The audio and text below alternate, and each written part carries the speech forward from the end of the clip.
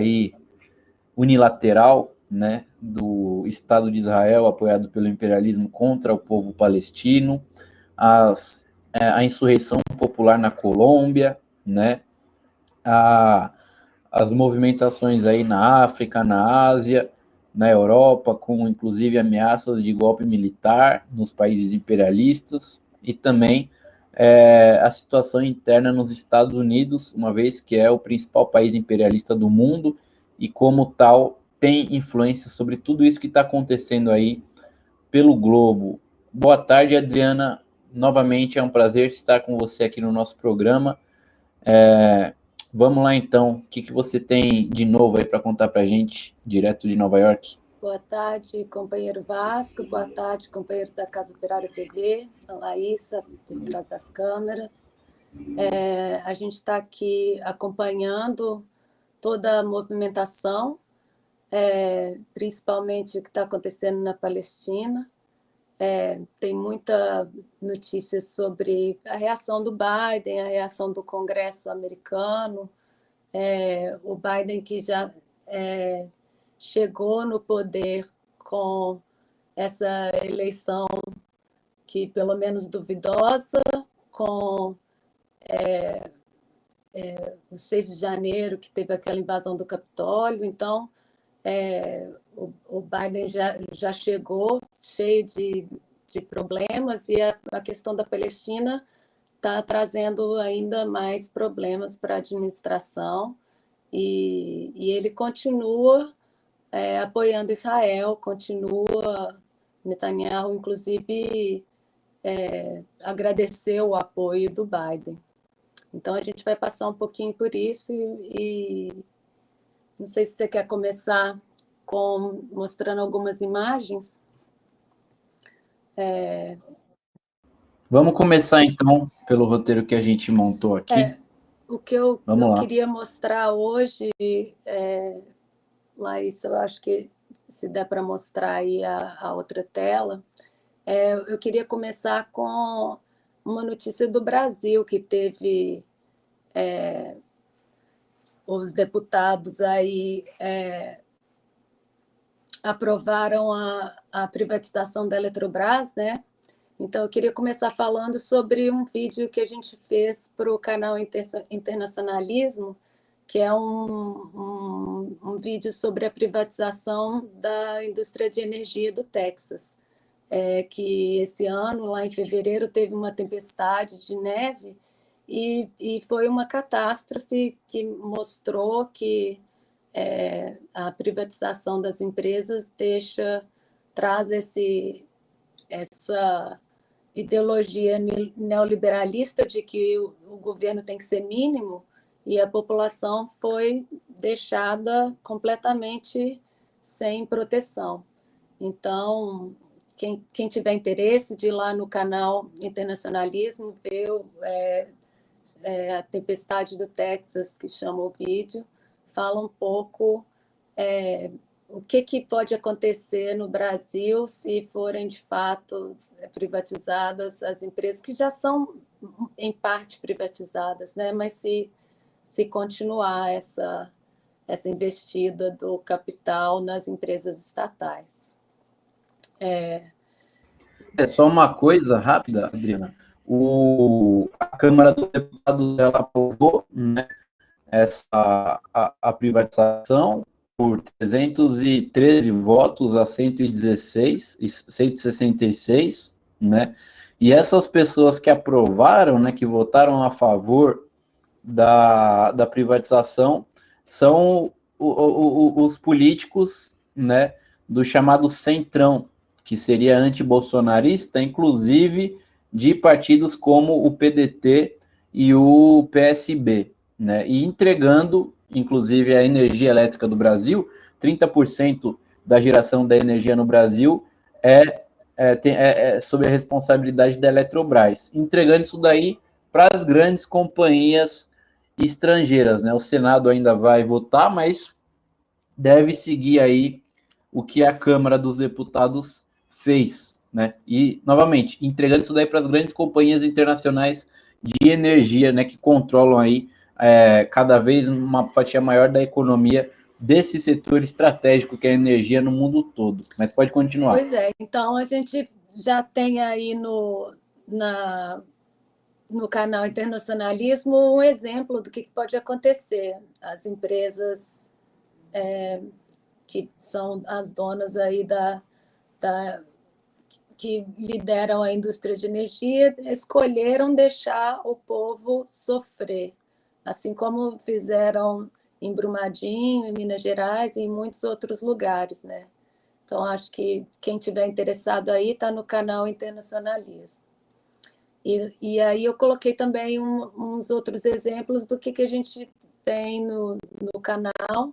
Tem artigos, aqui o artigo da companheira Márcia de Cuba, e entrando nos direitos humanos, que a gente sempre fala aqui, que os Estados Unidos, a investida contra a China, e vários países, a desculpa é os direitos humanos, né? A pressão sobre a Venezuela e ao mesmo tempo, a demagogia que eles defendem os países que têm menos direitos humanos. O Israel é um país, um estado de apartheid, né? Então, a gente tem aí... E o pessoal pode, inclusive, acessar, né? Acessar o blog Internacionalismo no DCO, é um blog aí que tá ligado ao Diário Causas Operárias, vocês podem acessar ali, causaoperaria.org.br/internacionalismo. E também no canal Internacionalismo do YouTube, a gente tem um vídeo sobre os protestos que aconteceram aqui em Nova York, e os protestos estão acontecendo no mundo inteiro, né? Da Colômbia, Palestina, e o mundo inteiro está reagindo em apoio à Palestina.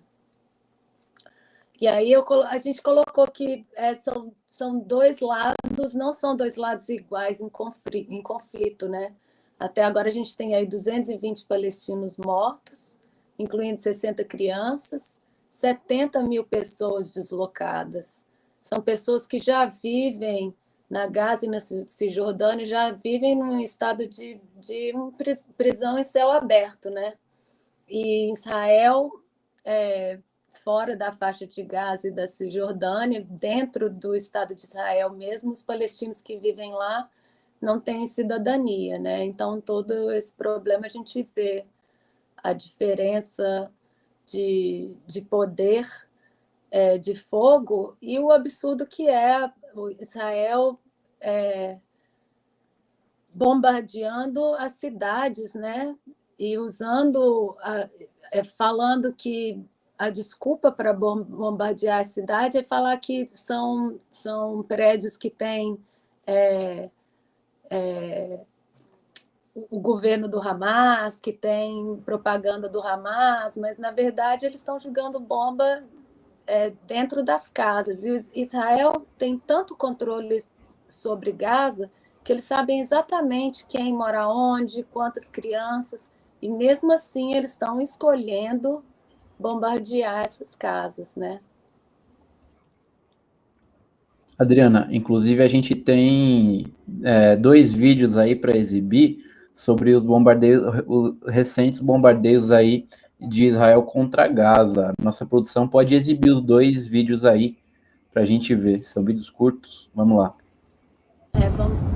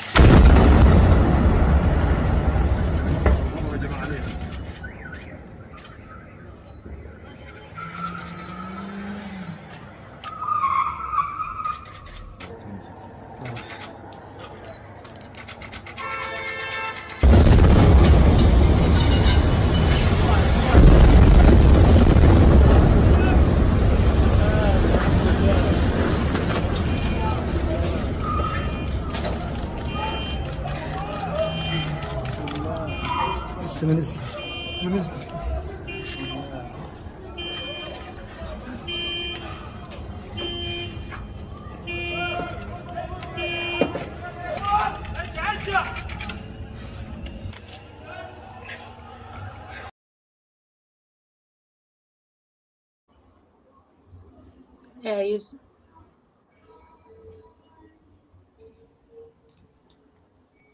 A gente vê aí a defesa, né, da Palestina, com estilingue.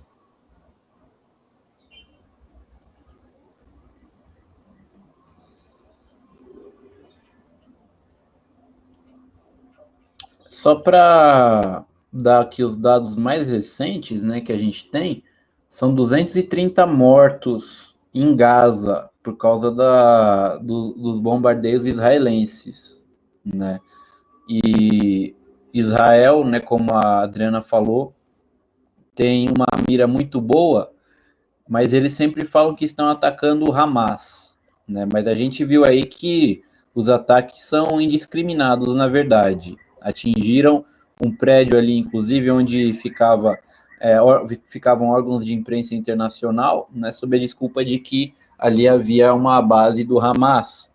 Mas então, com a desculpa de atacar uma base do Hamas, eles acabam atingindo um prédio inteiro e matando civis, né? Esse daí é o sionismo israelense em ação a serviço do imperialismo. Pode Eu continuar, queria Adriana. falar um pouco da situação dos palestinos em geral, antes desse bombardeio, que é o pior nos muitos anos, que as pessoas já viviam em extrema opressão, né? Eles são tirados das casas forçadamente, são despejados, sofrem discriminação, são presos arbitrariamente, os julgamentos são injustos, eles sofrem tortura, tem uso excessivo de força, inclusive assassinatos ilegais. A faixa de Gaza e a Cisjordânia estão bloqueados há mais de 15 anos, um bloqueio aéreo, terrestre, marítimo, e as pessoas não podem, estão restringidas. Para elas saírem da prisão que elas vivem, elas têm que passar por lugares, são esses checkpoints, né? Então, eu peguei umas fotos aqui, que isso aqui é diariamente que eles têm que passar. Alguns precisam de permissão de trabalho, porque não são considerados cidadãos, e todos os dias ficam à disposição dos soldados israelenses para poder passar, para ir trabalhar e voltar, para muitas vezes ir para estudar, ou ter remédio. Então, isso aí é diariamente a situação dos palestinos. E aqui, esse é o portão de Damasco, aqui é onde que começou um pouco essa tensão que está acontecendo agora, porque esse é um lugar tradicional dos palestinos se encontrarem na época do Ramadã, e os israelenses, os sionistas, simplesmente fecharam essa parte da cidade, sem permitir que eles celebrassem o Ramadã. Então, isso aqui foi quando eles abriram de novo, mas que começou com uma provocação de Israel, né? E não só lá por causa das comemorações do Ramadã, mas também com as expulsões, os despejos nesse bairro, no Sheikh Jarrah. Então, só para lembrar aí que todo esse poder de fogo que está sendo aí jogado em cima dos palestinos é como resposta à tentativa deles de se protegerem dessas duas ações. E aí a gente vê a reação absurda de Israel, né? Inclusive hoje saiu aí no New York Times que eles podem atingir o cessar-fogo, mas logo depois a notícia era de que, apesar dessas notícias de cessar-fogo, os foguetes continuam. Eu tinha aqui também para... Uma coisa que a gente... só para destacar sempre, né, é que o Estado de Israel comete esses crimes contra os palestinos sob o comando, né, do imperialismo.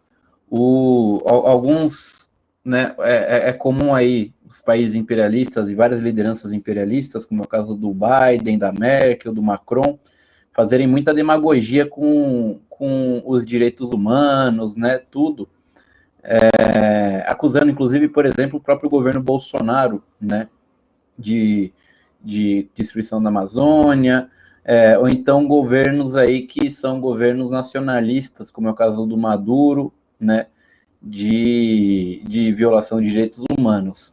Mas são eles, né, que apoiam aí esse genocídio palestino causado por Israel.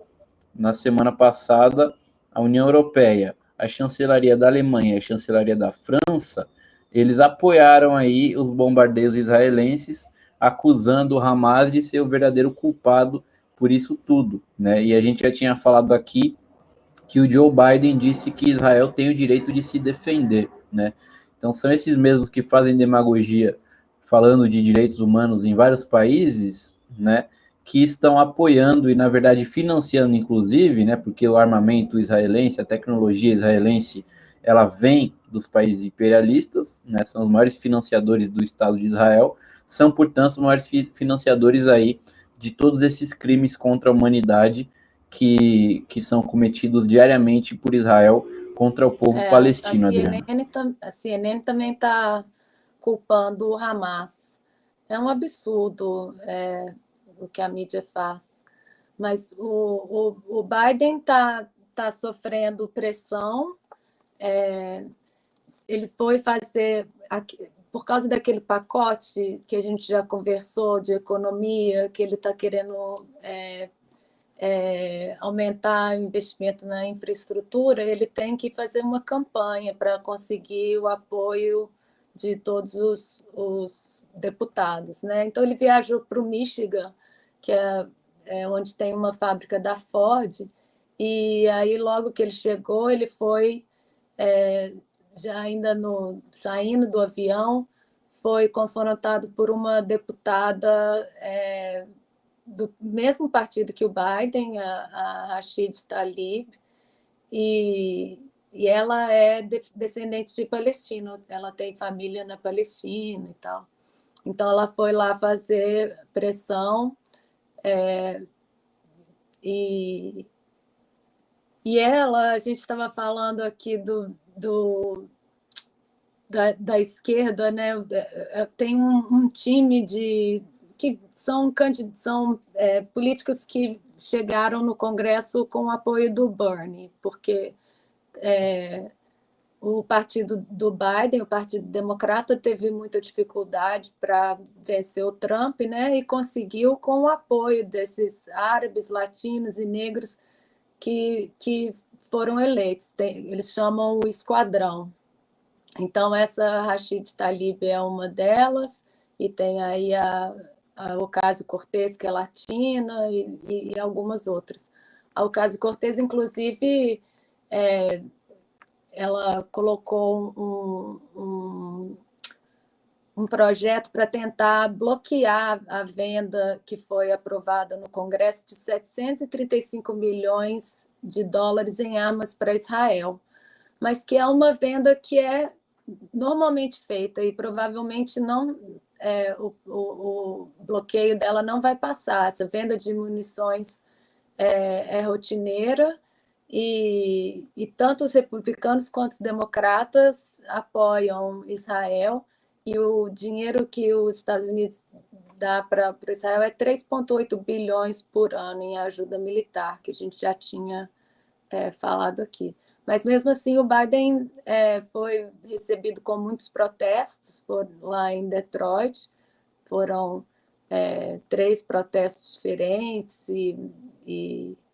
mas o que eu achei interessante foi a resposta dele para ela, é a demagogia.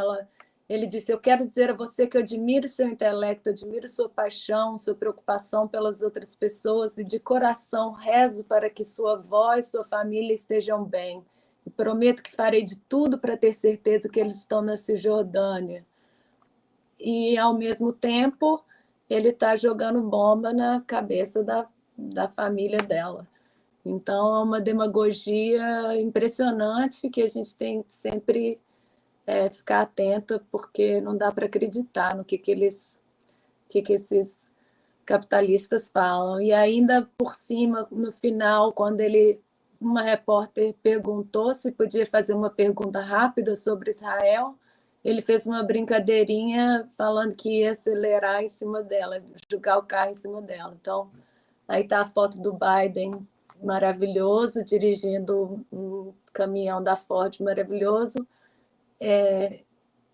evitando falar do apoio que ele dá ao massacre da Palestina, ameaçando repórteres. E lembrando que na Palestina já foram vários repórteres que foram mortos. Então, aí a gente vê como que o identitarismo não adianta nada, né? Essa pressão é praticamente nula, tanto do bloqueio das armas quanto do apoio a Israel, não adianta nada. A única coisa que adianta é a pressão nas ruas, né? E mesmo assim tem que ter muita luta. A gente está vendo na Colômbia, né? O pessoal está lutando lá e o governo ainda não caiu, né? Na Colômbia, né, outro lugar aí do mundo, né, com uma convulsão social causada, né, por causa do imperialismo, por causa da dominação, né, do imperialismo sobre o povo colombiano através, né, do seu racista Iván Duque, mas do controle total sobre o regime político colombiano como um todo, já desde do século passado, embora sob a fachada de democracia, né, com civis no poder, com alternância de governo, mas todo o governo da Colômbia mantém e aprofunda, né, a ditadura contra o povo colombiano. Uma parte, né, do povo colombiano se alçou às armas na década de 60, criando as Farc, criando o ELN, né? Uma outra parte tenta, principalmente da classe trabalhadora, sobreviver aí a toda a destruição por parte desses governos, mas desde o início dos anos 90, né, vem implementando esses governos aí uma política ferozmente neoliberal no país, né? A Colômbia ela é uma espécie de protótipo para o que deve ser a América Latina aos olhos, né, do imperialismo norte-americano, principalmente. E essas reformas neoliberais, né, a privatização de todos os recursos naturais, toda a economia do país é entrega para o imperialismo, né, ela é acompanhada por uma intensa repressão, e só pode acontecer mesmo sob uma intensa repressão.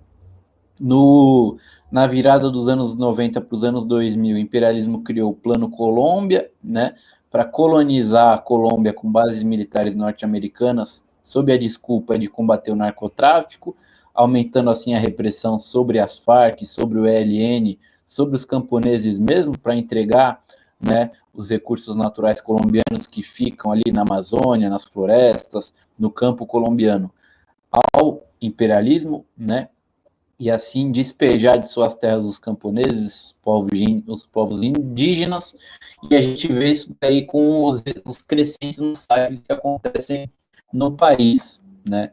Tudo isso daí somado ao aumento aí do saque neoliberal com o governo Duque e o povo colombiano, logicamente, assim como os povos de vários países da América Latina se rebelaram já, né?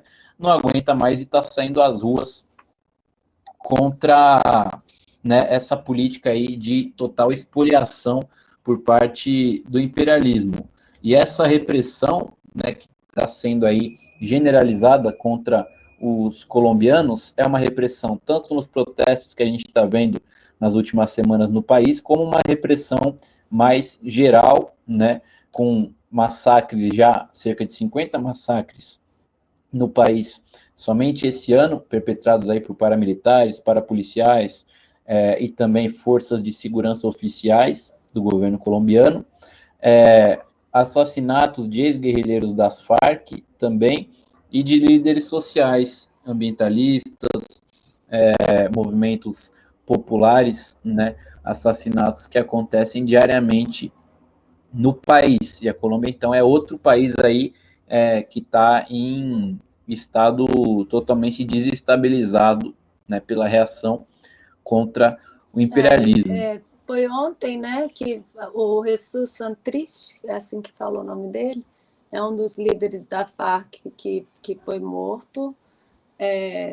E já há muitos anos, né, que a Farc tentou fazer o acordo de se transformar em um partido e fazer parte da legislação de políticos e simplesmente foi perseguida e mais de 3.000 ativistas da Farc foram mortos. Então, a gente vê que o imperialismo ele tem essa demagogia, que os países que são apoiados pelo imperialismo, como Israel, a Colômbia e a Arábia Saudita, por exemplo, são os países menos democráticos. E ainda por cima a gente vê que todo essa política causa uma desestabilização, né? E a gente vê aí, por exemplo, lá na Espanha, na Ceuta, onde tem milhares de pessoas tendo que fugir da situação que nos seus países de origem e se jogam ao mar e causa... a gente viu o companheiro Cláudio falando, né, da situação lá na Espanha, que a imigração está em situações horríveis de crianças, bebês morrendo no mar. Então, é tudo conectado com essa desestabilização causada pelo imperialismo. Só os dados atualizados sobre a Colômbia, né, são pelo menos 50 mortos, aí, segundo o Comitê Nacional de Paralisação no país sul-americano, né? E tem com 524 desaparecidos e 21 mulheres denunciando terem sofrido violência sexual, né? Isso daí é o que acontece na Colômbia, embora a imprensa, né, brasileira, por exemplo, silencie o que está acontecendo nesse país. Se fosse na Venezuela, a gente sabe já como estariam tratando, né? Na Venezuela, com meia dúzia de coxinhas começam a protestar contra o Maduro. A imprensa fala que tem 600.000 pessoas na rua, um policial chega lá, encosta no cara, a imprensa já fala que foi uma execução, e não só de uma pessoa, e assim a gente vive sofrendo aí essa manipulação da imprensa, como é o caso da Palestina que a gente falou aqui. A respeito, né, do que a Adriana falou, da Espanha, uma situação muito perigosa está acontecendo no país, como ela falou, na região de Ceuta, que é um enclave, né, que fica no norte do Marrocos, né, o enclave espanhol. A Espanha tem 2 enclaves na região, Ceuta e Melilla, né, que pertencem à Espanha, o fruto da colonização espanhola sobre aquela região, né, e imigrantes vindos aí de vários países da África cruzaram, né, o país árabe para chegarem no enclave de Ceuta. São 8.000 imigrantes que, inclusive, tentam chegar ali a nado, né, a uma possessão espanhola para conseguirem chegar à Europa, né, fugindo justamente do quê? Fugindo da pobreza, da fome, de doenças, né, causadas pela exploração e pelo saque imperialista, inclusive através de guerras, né? E essa situação aí é uma situação extremamente complicada. O governo espanhol enviou 4.000 militares para conter essa situação, para reprimir esses imigrantes. Já se fala em tiros, né, dados ali pelos militares. Tem mortos aí que, segundo a imprensa, teriam se afogado nessa travessia a nado para o enclave de Ceuta, né? Mas de qualquer forma, além da crise migratória, né, tem o extremo perigo aí da movimentação dos militares espanhóis, né? O Estado espanhol enviou 4.000 militares para uma operação ali que é quase uma operação de guerra. E é bom a gente lembrar quem são os militares espanhóis, né? Os militares espanhóis são aqueles que governaram o país durante 40 anos, né, na ditadura do Francisco Franco. E houve uma transição pactuada, né, uma transição fake, no final dos anos 70, para a pseudodemocracia que a gente vive hoje na Espanha. Porém, o exército e as forças armadas espanholas continuam praticamente integralmente franquistas, fiéis ao legado e à ditadura do Francisco Franco. Inclusive, nos últimos meses, né, têm sido divulgados aí vídeos e mesmo cartas, né, de militares ou ex-oficiais que agora não estão aposentados, né, chamando a um golpe militar na Espanha, o que é uma coisa assustadora, visto que a Espanha é um país imperialista, né, e que lá houve uma ditadura militar fascista há cerca de 40 anos, o que, na verdade, não é muito tempo, né? Muitos desses militares aí que divulgaram essas cartas participaram, na verdade, da ditadura do Francisco Franco, né? E tem vídeos aí que vocês podem achar pela internet, a gente depois pode, inclusive, postar no canal Internacionalismo, de militares na ativa atualmente fazendo as saudações fascistas, as saudações franquistas, né?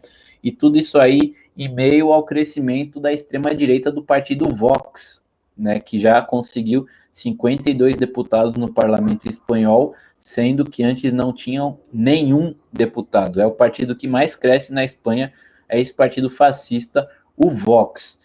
E do lado da Espanha, na França, acontece uma situação muito semelhante, né?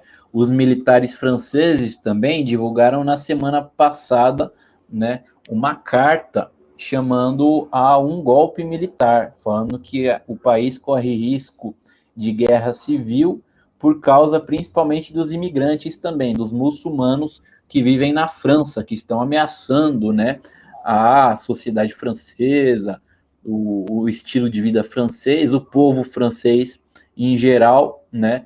E os militares aí clamando por um golpe e ameaçando de guerra civil, fazendo eco com o discurso da extrema-direita que também cresce de uma maneira exorbitante no país, através do reagrupamento nacional da Marine Le Pen, que já foi candidata, foi para o segundo turno nas eleições de 2017, e que, segundo as pesquisas, né, de intenção de voto, venceria o Emmanuel Macron, atual presidente, nas eleições presidenciais do ano que vem. Então, tanto na Espanha como na França, né, a gente vê um crescimento muito grande da extrema-direita, seja institucionalmente, seja nas ruas, e ele sempre é acompanhado por uma movimentação muito perigosa dos militares nesses dois países, né, divulgando cartas e fazendo exercícios aí que são, né, extremamente graves aí e que atentam aí contra os direitos, logicamente, dos trabalhadores em primeiro lugar, né? Porque um golpe fascista, como a gente viu no Brasil em 64, como a gente viu na própria França, né? Na própria França também, né, com o governo de Vichy na Segunda Guerra Mundial, e na Espanha em 1936, são países, portanto, que já viveram sob as botas dos militares há não muito tempo atrás, né? E que novamente aparece aí esse fantasma do fascismo pairando sobre esses países, enquanto a crise capitalista se aprofunda até mesmo no imperialismo. E nos Estados Unidos a situação não é tão confortável assim também, né, Adriana? Aqui teve carta de militar também. Foram 120 generais e militares que publicaram uma carta falando que a eleição foi roubada, aquela ideia do Trump de que a eleição foi roubada. Então, esse movimento continua aqui também, de questionamento da democracia burguesa, né? Dentro do Congresso foi interessante porque a Liz Cheney, que é filha do Dick Cheney, que era o ex-vice-presidente, que é o vice-presidente quando o Bush era o presidente, o Dick Cheney era o vice. A filha dele é uma deputada no Congresso. E ela era a terceira representante mais importante do Partido Republicano no Congresso. Ela atua muito em assuntos do Oriente Médio, que envolve petróleo, Irã e a Síria. Filho do Dick Cheney, que fez as guerras no Afeganistão e no Iraque. Tem essa ligação toda com as grandes empresas de petróleo. Então, ela foi tirada desse posto de terceiro mais importante no Congresso, e quem entrou no lugar dela foi uma apoiada pelo Trump, a Elise Stefanik, que então mostra que dentro do imperialismo existe essa briga, né?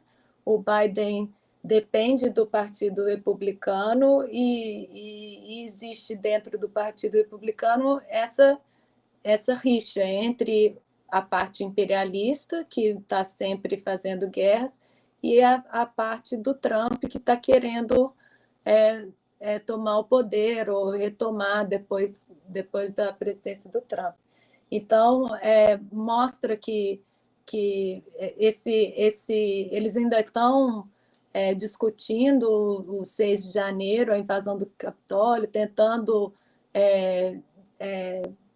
falar que o Trump censurar ele de todas as maneiras, né, nas mídias sociais e tal, mas mostra que ele ainda tem poder, que a ala dele ainda está com poder, inclusive dentro do Congresso.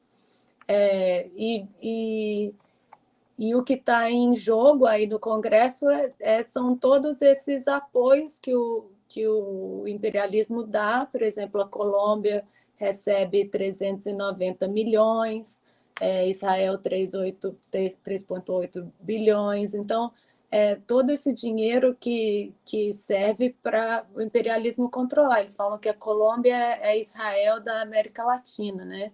Então, o imperialismo tem esses postos de controle nas regiões e sempre são eles, apesar do discurso de liberdade e direitos humanos, todos esses postos que são apoiados pelo imperialismo estão aí mostrando a opressão do seu próprio povo, né? Com o apoio desse dinheiro, que não ia conseguir se não tivesse o apoio do dinheiro. Inclusive, esse dinheiro que vai para Israel, que é desproporcional em relação a todo o resto, né? 3,8 bilhões, é usado para desenvolver essas técnicas de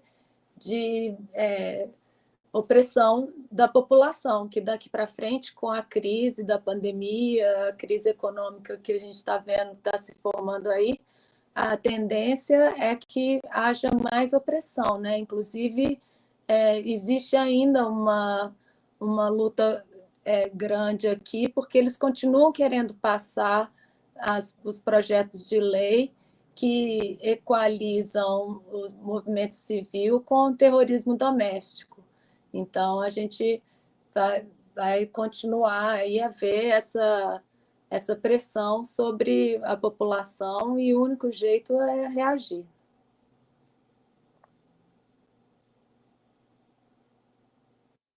Deixa eu agradecer aqui o pessoal que está acompanhando a gente.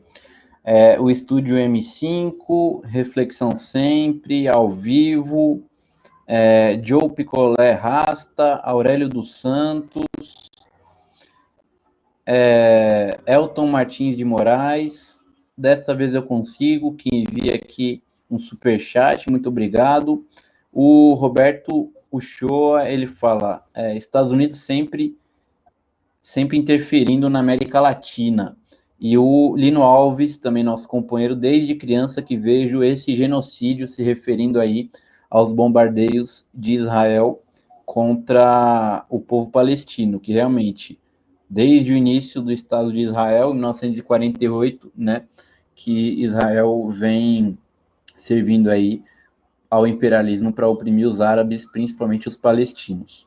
Bom, a gente vai encerrando aqui o correspondente internacional. Queria agradecer a todo mundo, agradecer também a Adriana, lembrando para vocês se inscreverem no canal Internacionalismo, onde a gente vai postar todos os nossos programas e podcasts exclusivos, além de outros vídeos também sobre protestos na Colômbia, bombardeios na Palestina e tudo que vem acontecendo no mundo.